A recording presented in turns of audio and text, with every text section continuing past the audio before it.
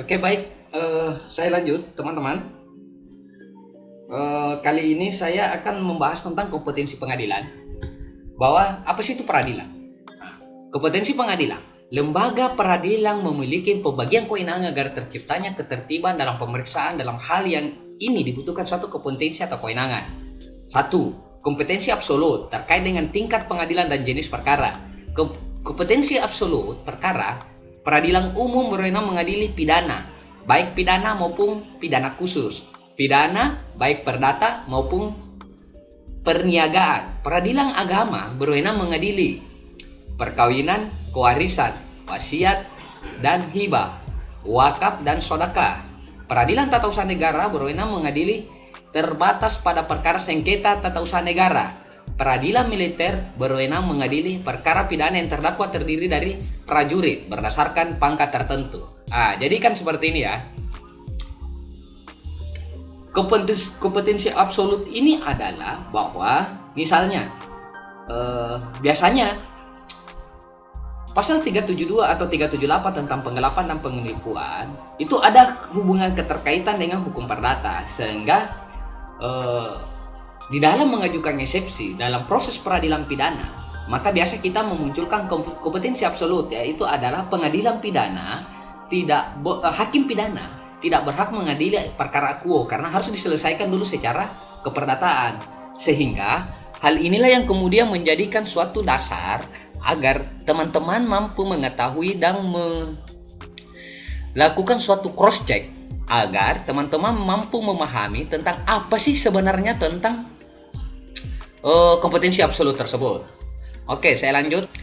Bahwa kompetensi absolut institusi secara institusional, peradilan terdiri dari peradilan tingkat pertama dan peradilan tingkat kedua, serta Mahkamah Agung merupakan pengadilan negara tertinggi. Dengan demikian, keberadaan sistem peradilan memiliki jenjang atau tingkatan secara institusional.